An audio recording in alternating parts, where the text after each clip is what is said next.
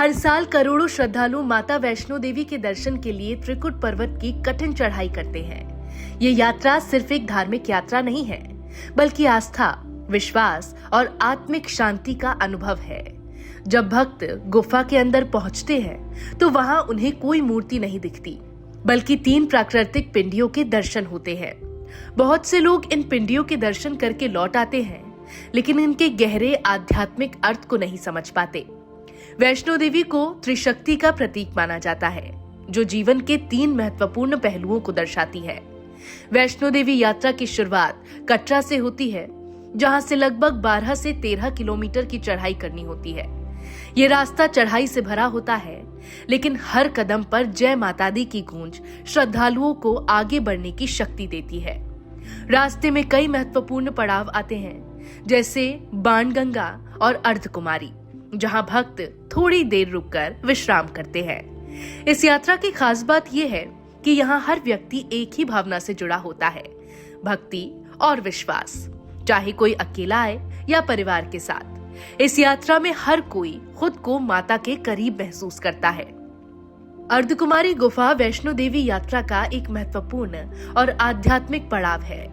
ये गुफा बहुत संस्कारी होती है, जहां से गुजरने के लिए श्रद्धालुओं को झुककर या रेंग कर निकलना पड़ता है। इसे मां के गर्भ का प्रतीक माना जाता है, जहां से एक नई ऊर्जा और नई शुरुआत का अनुभव होता है। जब भक्त इस गुफा से बाहर निकलते हैं, तो उन्हें ऐसा महसूस होता है जैसे उन्होंने अपने जीवन की एक नई शुरुआत की हो। यही कारण है कि इस गुफा के दर्शन को बहुत पवित्र और खास माना जाता है। वैष्णो देवी मंदिर की सबसे बड़ी विशेषता ये है कि यहाँ माता की कोई मूर्ति नहीं है। गुफा के अंदर 3 प्राकृतिक पिंडियां हैं, जो सदियों से वैसे ही स्थित है और स्वयं प्रकट मानी जाती है। इन तीनों पिंडियों को माता के 3 स्वरूपों का प्रतीक माना जाता है: महाकाली, महालक्ष्मी और महासरस्वती। महाकाली शक्ति और परिवर्तन का प्रतीक है, महालक्ष्मी समृद्धि और पालन का, और महासरस्वती ज्ञान और विवेक का। इन तीनों शक्तियों का एक साथ दर्शन करना जीवन के संतुलन और पूर्णता का अनुभव कराता है।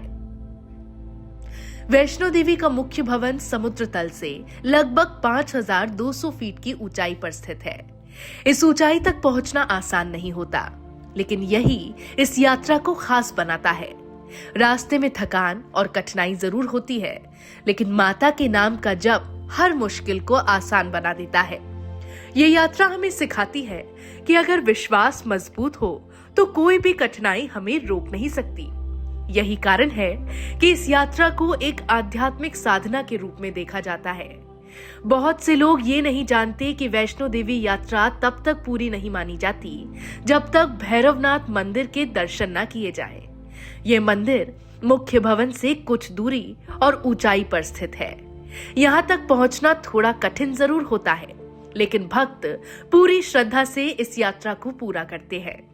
ऐसा माना जाता है कि यहाँ दर्शन करने से यात्रा पूर्ण होती है और भक्त को पूर्ण आशीर्वाद प्राप्त होता है। वैष्णो देवी यात्रा के दौरान श्रद्धालुओं के लिए बहुत अच्छी सुविधाएं उपलब्ध है। रास्ते में भोजन, पानी, विश्राम और चिकित्सा की व्यवस्था की गई है। जो लोग पैदल यात्रा नहीं कर सकते, उनके लिए घोड़े, पालकी और हेलीकॉप्टर जैसी सुविधाएं भी उपलब्ध हैं। यही कारण है कि हर उम्र के लोग इस यात्रा को कर पाते हैं। जब भक्त गुफा के अंदर पहुंचते हैं, तो वहां का वातावरण पूरी तरह दिव्य होता है। जय माता दी की गूंज, ठंडी हवा और गुफा की ऊर्जा सब मिलकर एक अद्भुत अनुभव देते हैं। कई लोग वहां पहुंचकर भावुक हो जाते हैं और उनकी आंखों से आंसू निकल आते हैं। ऐसा महसूस होता है जैसे माता अपने भक्तों को खुद बुलाकर दर्शन दे रही हो। वैष्णो देवी की यात्रा हमें धैर्य, विश्वास और भक्ति का महत्व सिखाती है। ये सिर्फ एक धार्मिक यात्रा नहीं, बल्कि आत्मिक शांति और सकारात्मक ऊर्जा का अनुभव है। जो भी श्रद्धा और विश्वास के साथ यहाँ आता है, वो खाली हाथ नहीं लौटता। उसे कुछ न कुछ जरूर प्राप्त होता है, चाहे वो मानसिक शांति हो या नई ऊर्जा। अगर आपने अभी तक वैष्णो देवी के दर्शन नहीं किए हैं, तो एक बार जरूर जाएं और इस दिव्य अनुभव को महसूस करें। और अगर आप पहले जा चुके हैं, तो कमेंट में जय माता दी जरूर लिखें। वीडियो को लाइक और शेयर करें और ऐसे ही आध्यात्मिक वीडियो के लिए चैनल को सब्सक्राइब करें। जय माता दी।